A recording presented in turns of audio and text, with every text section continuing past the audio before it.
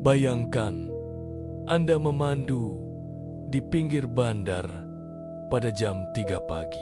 Jalan raya sunyi, lampu jalan berkedip suram, tetapi ada satu sudut yang turang benderang memecah kegelapan malam. Kereta berderet diparkir berlapis-lapis di bahu jalan, manakala motosikal bersesak memenuhi kaki lima. Dari jauh, asap berkepul naik dari dapur terbuka, membawa aroma yang bukan sekadar memancing selera, tetapi seolah-olah memukau deria sesiapa sahaja yang terhidu baunya.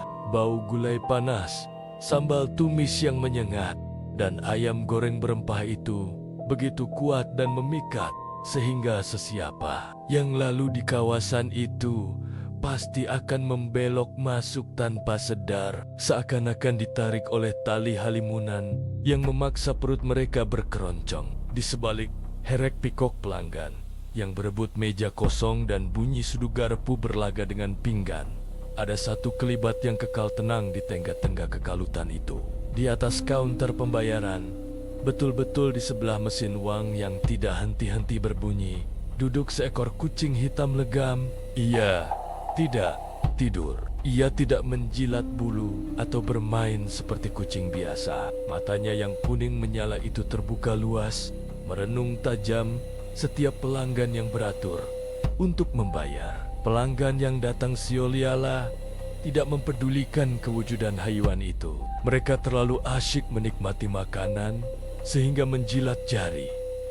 Mata mereka kuyu kekenyangan siuluhala dipukau oleh rasa masakan itu. Namun, jika diperhatikan dengan teliti, kucing itu sebenarnya sedang memantau setiap suapan yang masuk ke mulut mereka. Ada sesuatu yang sangat tidak kena pada cara ia memandang, bukan dengan pandangan seekor haywan yang mengharapkan sisa makanan, tetapi dengan pandangan tuan rumah yang sedang memastikan tetamunya terikat selamanya. Ramai yang berbisik secara sembunyi bahwa kelazatan luar biasa kedai itu bermula dan berakhir pada renungan tajam kucing hitam tersebut. Namun, kedai makan ini tidak sentiasa semeriah dan sehidup ini. Hanya 6 bulan yang lalu, tempat ini hanyalah sebuah warung usang yang hampir roboh, dikelilingi oleh hutang dan kegagalan. Pemiliknya, Pak Abu, adalah seorang lelaki yang jujur pada asalnya, tetapi kejujuran tidak mampu membayar sewa kedai yang tertunggak berbulan-bulan. Setiap hari, lauk pauk yang dimasak dengan penuh harapan terpaksa dibuang ke dalam tong sampah karena tiada siapa yang singgah untuk menjamah. Lalat lebih ramai daripada manusia di kedai itu. Tekanan daripada pemungut hutang yang datang mengetuk pintu dan mengugut setiap petang menjadikan hidupnya seperti neraka dunia. Memaksanya mencari jalan keluar walau apa cara sekalipun. Dalam keadaan terdesak dan hampir gila memikirkan nasib keluarga, Pak Abu membuat keputusan yang mengubah segala-galanya. Dia hilang selama 3 hari tanpa kabar berita. Kabar angin di kalangan peniaga berdekatan mengatakan dia pergi ke sebuah kampung terpencil di sempadan utara, menemui seseorang yang pakar dalam memulihkan perniagaan yang nazak. Tiada siapa tahu apa yang dibincangkan atau apa harga yang dipersetujui dalam pertemuan itu. Tetapi apabila Pak Abu kembali, dia tidak pulang bersendirian. Dia membawa pulang sebuah sangkar rotan kecil yang ditutup rapat dengan kain hitam lusuh. Di dalamnya terdapat seekor kucing hitam yang kurus kering. Tulang rusuknya kelihatan menonjol menembusi kulit.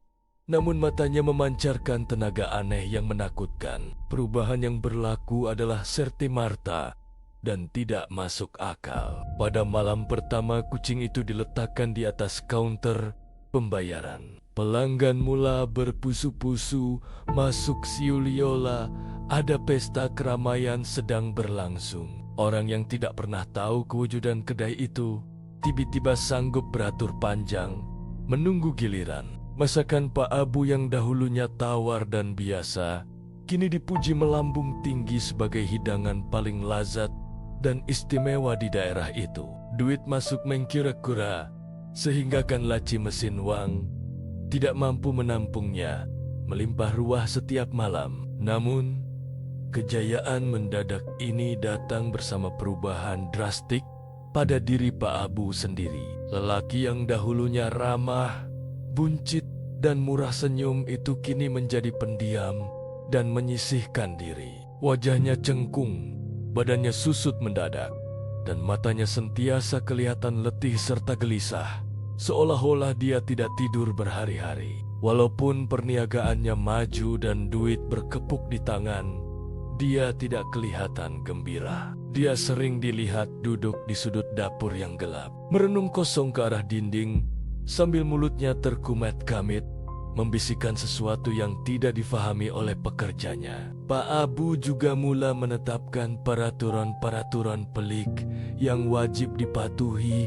oleh semua pekerja tanpa banyak soal. Pantang larang yang paling utama dan tidak boleh dilanggar adalah mengenai kucing hitam itu. Tiada sesiapa dibenarkan menyentuh, membelai, atau memberi makan kepada hayuan tersebut, walau sedikit pun. Malah, memandang tepat ke mata kucing itu pun dilarang keras oleh Pak Abu dengan amaran bahwa ia tidak suka diganggu. Selain itu, dia menetapkan bahwa tepat jam 4 pagi, semua pekerja mesti meninggalkan kedai serta-merta. Tiada pengecualian, hanya Pak Abu seorang sahaja yang dibenarkan tinggal di dalam kedai untuk mengemas dan menutup pintu. Para pekerja mula perasan sesuatu yang sangat ganjil dan meremang bulu roma. Kucing itu tidak pernah dilihat menyentuh makanan kucing atau sisa ikan yang kadang-kadang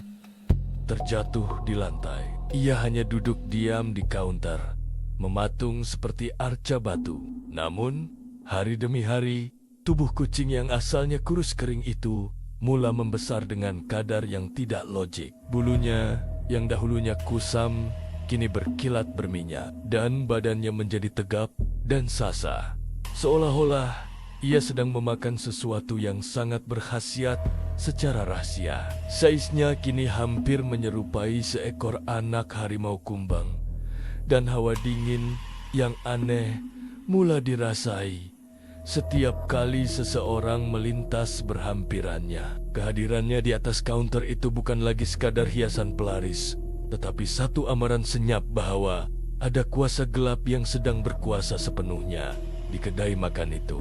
Segala rahasia gelap di sebalik kemewahan kedai itu akhirnya terbongkar pada satu malam yang malang, gara-gara kesilapan kecil seorang pekerja baru bernama Razak. Dia telah tertinggal dompetnya yang berisi sheet pengenalan penting di bawah kaunter simpanan barang, dan hanya menyadarinya selepas setengah jam meninggalkan kedai. Walaupun amaran keras Pak Abu tentang waktu larangan berligar-legor diingatannya seperti mantera yang menakutkan. Desakan untuk mendapatkan semula dompet itu mengatasi rasa takutnya. Dia menyangka Pak Abu mungkin masih di sana mengira duit keuntungan yang melimpah ruah. Jadi dia memberanikan diri untuk berpatah balik, menaiki motosikalnya dalam pekat malam. Suasana kedai itu berubah 100% apabila dia tiba di perkarangan yang sunyi sepi. Tiada lagi lampu Kalimantan yang turang bendorong atau aroma gulai panas yang menyelerakan seperti siang tadi. Kedai itu kini gelap gelita, diselubungi kesunyian yang menekan dada, seolah-olah bangunan itu sendiri sedang menahan nafas. Apa yang lebih meloyakan tekak Razak adalah bau busuk yang menusuk hidung sebaik sahaja dia. Menghampiri pintu belakang bukan bau rempah ratus masakan.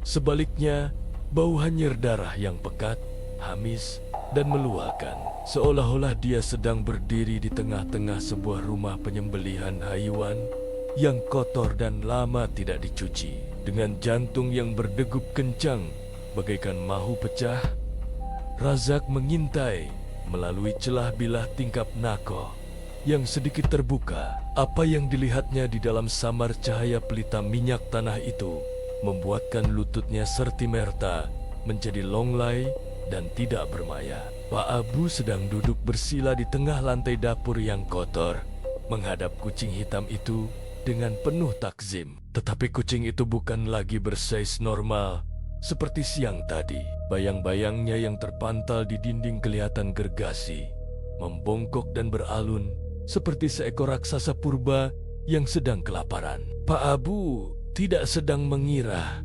duit. Sebaliknya, lelaki tua itu sedang menghiris lengan kirinya sendiri dengan pisau pemotong daging yang tajam. Razak menekuk mulutnya dengan tapak tangan yang menggeletar supaya tidak menjerit apabila melihat Pak Abu menadah darah merah pekat yang mengalir deras itu ke dalam sebuah mangkuk tanah liat. Kucing hitam itu kemudian menghirup darah tersebut dengan lahap dan rakus, mengeluarkan bunyi dengusan yang mengerikan, jauh berbeza daripada bunyi seekor kucing biasa. Jelaslah kini bahwa kelazatan makanan yang dinikmati pelanggan setiap hari bukanlah hasil rempah ratus rahasia warisan keluarga, tetapi hasil perjanjian berdarah yang menuntut nyawa tuannya sendiri sebagai ganti. Pak Abu kelihatan seperti mayat hidup, wajahnya pucat lesi, tanpa darah. Matanya terbeliak menahan kesakitan yang amat sangat demi memuaskan nafsu penjaga kedai itu yang tidak pernah kenyang. Tiba-tiba, kucing itu berhenti menjilat mangkuk tersebut. Kepalanya tersentak pantas, memusing 180 darjah ke arah tingkap Nako, tempat Razak sedang bersembunyi. Mata kuningnya bersinar garang dalam kegelapan, merenung tepat ke dalam jiwa Razak dengan pandangan yang penuh dendam dan amarah yang membara. Razak merasakan siolwala, jantungnya direntap keluar dari tangkainya. Tanpa membuang masa sesaat pun, dia memecut lari lintang pukong, meninggalkan motosikalnya di situ. Tidak berani menoleh ke belakang, walaupun dia mendengar bunyi cakaran kuat pada pintu kayu kedai itu yang sikanakan mahu roboh. Keesokan harinya, kedai makan itu tidak dibuka seperti biasa. Pelanggan yang datang berasa hampa, tetapi kejutan sebenar menanti pihak berkuasa yang memecahkan pintu masuk beberapa hari kemudian. Karena bau busuk yang melampau, Pak Abu ditemui mati di tempat dia duduk bersila malam itu. Keadaan mayatnya sangat mengerikan dan menyayat hati. Tubuhnya kering kontang, siliola Mamia yang telah mati ratusan tahun. Seakan-akan setiap titis darah, air dan tenaga hayat dalam badannya telah disedut keluar sehingga licin. Tiada tanda-tanda kucing hitam itu di mana-mana, hanya tinggal mangkuk tanah liat yang kosong dan kesan cakaran dalam di lantai simen sebagai bukti kewujudannya. Kini, tapak kedai makan itu terbiar usang dan ditumbuhi semak samun yang tinggi, menjadi saksi bisu kepada ketamakan manusia yang memakan diri. Namun penduduk tempatan di kawasan itu bersumpah bahwa pada setiap malam bulan mengambang, penuh mereka masih melihat kelibat sepasang mata kuning yang menyala garang di bekas tapak kaunter pembayaran setia, menanti tuan baru yang sanggup menggadaikan nyawa demi kekayaan duniawi. Ingatlah, setiap jalan pintas pasti ada harganya, dan kadangkala bayarannya adalah jiwa Anda sendiri. Jangan lupa langgan saluran ini jika Anda berani mendengar kisah benar lain.